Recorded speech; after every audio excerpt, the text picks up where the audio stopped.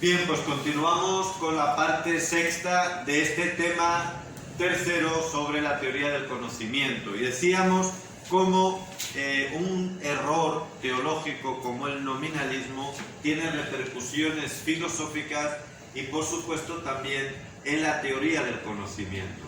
Hasta el punto pues que con Ockham se niega la posibilidad de tener conceptos e ideas universales, porque solo tenemos conocimiento de realidades aisladas, individuales, y al nivel de concepto solo es el nombre, de ahí nominalismo, que le da el título a su escuela.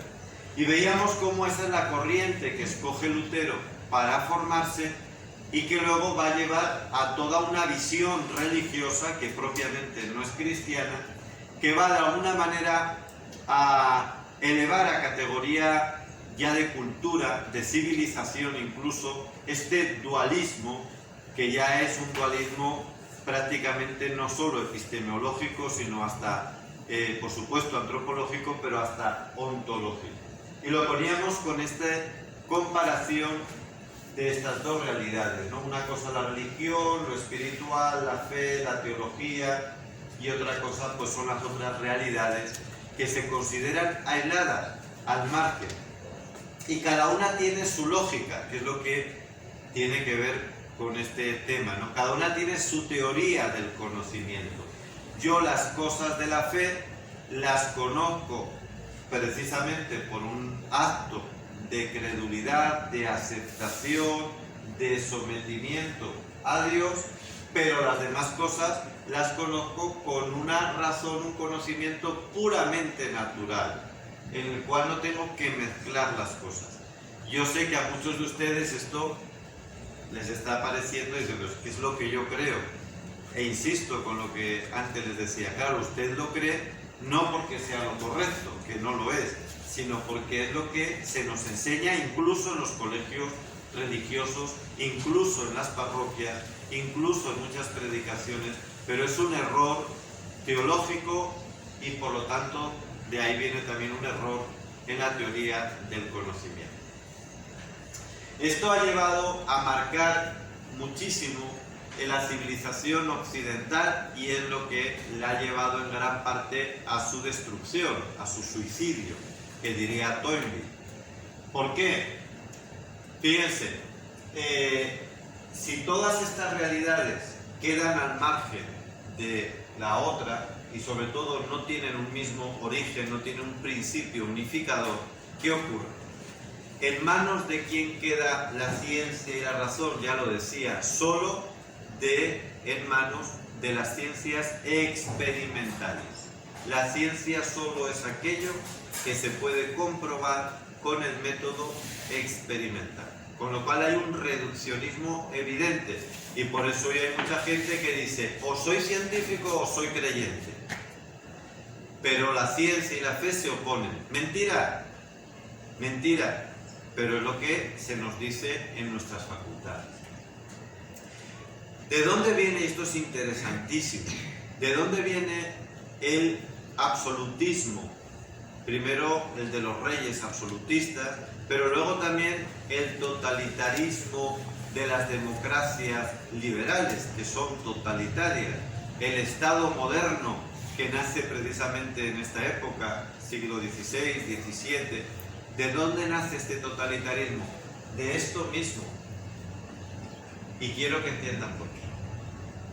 Cuando el principio de conocimiento está unificado, se sabe que el origen de todo conocimiento es el origen del ser. ¿Quién es? Dios. Y Dios tiene una mediación fundamental, que es la Iglesia. Ella interpreta, ella transmite esa voluntad de Dios.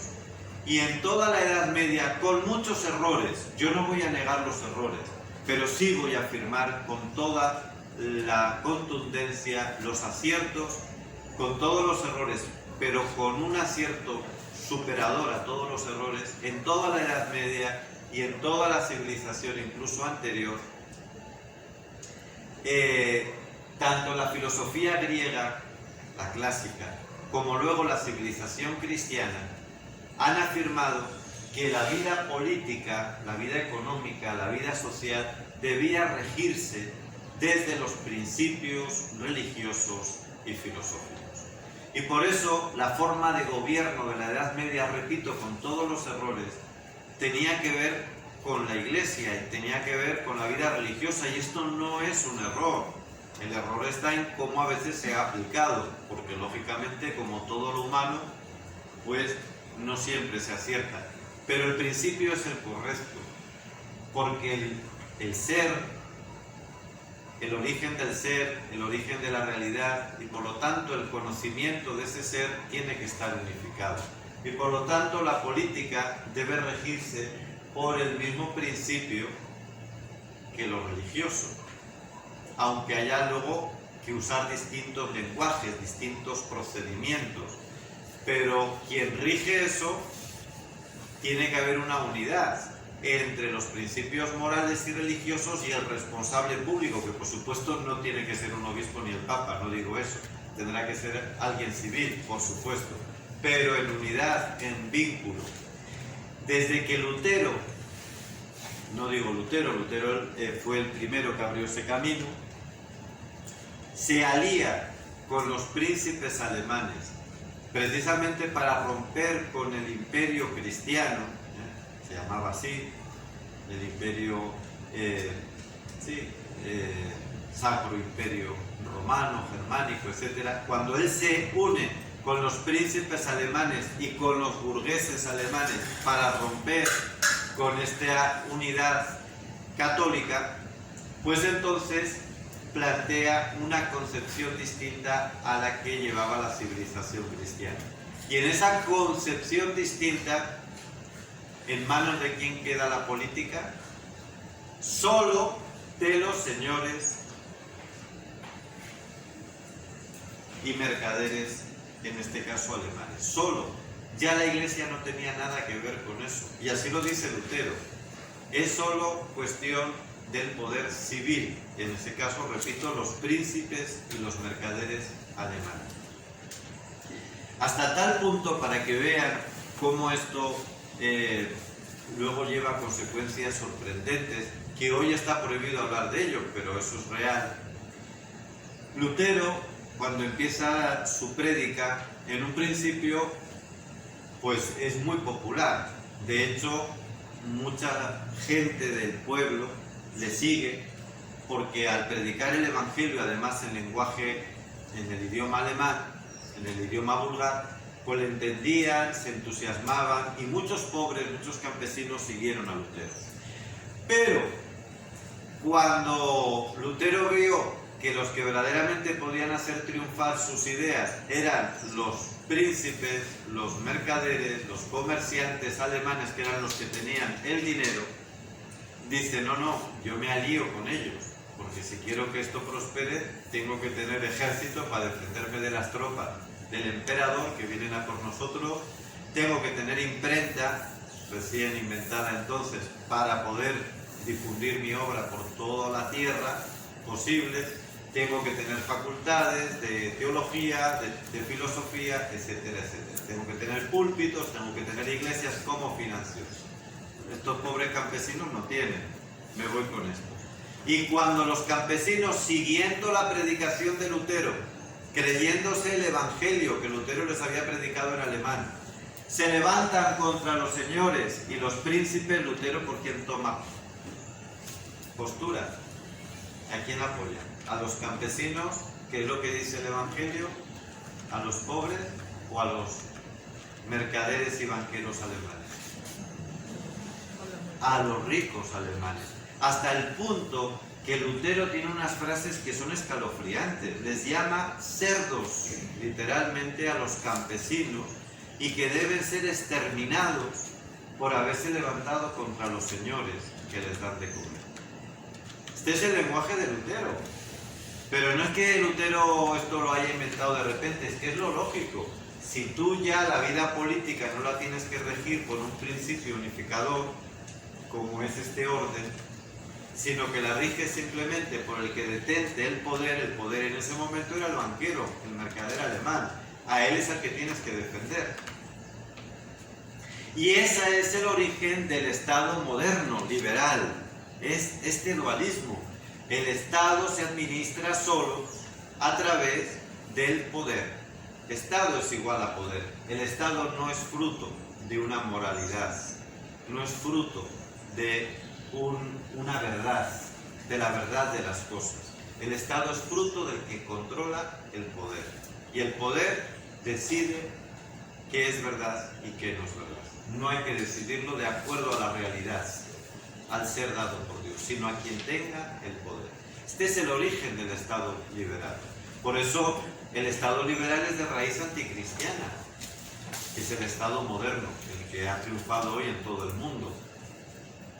Pero lo mismo pasa en la economía. Es verdad que el capitalismo ya había surgido antes de Lutero en círculos precisamente muy vinculados al nominalismo y al franciscanismo, porque el nominalismo surge sobre todo en la corriente de tipo agustiniana y franciscana.